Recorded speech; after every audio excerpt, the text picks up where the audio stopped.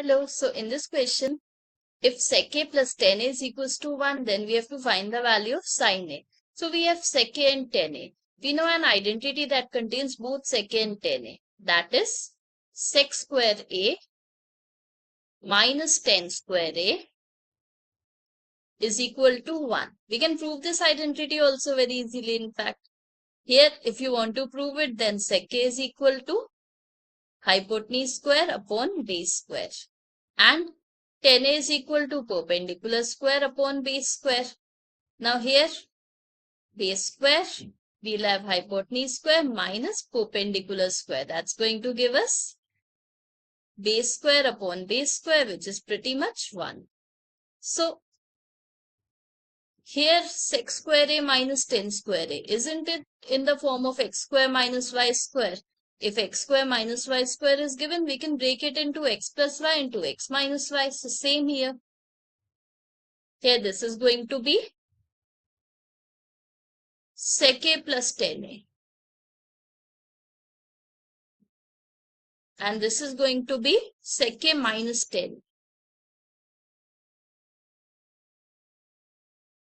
is equals to 1. Here we had sec a whole square minus tan a whole square. We broke it into sec a plus tan a into sec a minus tan a. But sec a plus tan a is given as p. So we can replace this by p multiplied by sec a minus tan a is equal to 1. So therefore we can say that sec a minus tan a is equal to 1 upon p.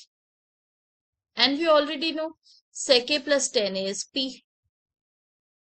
Sec a plus tan a is p. Now when you see these both, do you remember any method you can use to find either sec a or tan a? We can solve it by simultaneous equations, by system of equations. Like there, if x minus y was given, x plus y was given, you could have used an elimination method to find the value of x and y. We'll use the same here. We'll just eliminate them. That is, we are going to add them together. Sec a plus sec a is going to be 2 sec a. Minus tan a plus tan a is going to be 0. Is equals to p plus 1 upon p. From here, we can definitely find the value of cos a. Let's see. 2 sec a is equals to p square plus 1 upon p. Here we have the value of 2 sec a. So, sec a is equals to p square plus 1 upon 2p. Now, therefore, we have the value of sec a till here.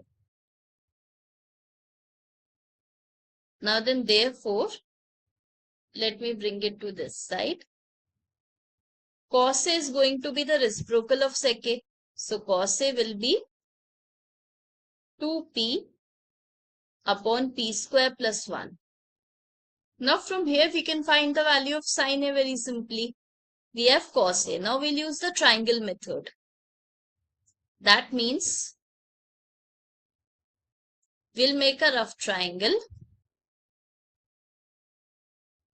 Here, cos means base upon hypotenuse. So, the base is 2p and hypotenuse is p square plus 1. So, we'll take a right angle triangle. For this, the base is going to be 2p. Hypotenuse is going to be p square plus 1.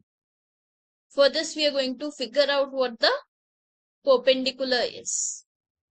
So, this is going to be hypotenuse square minus base square.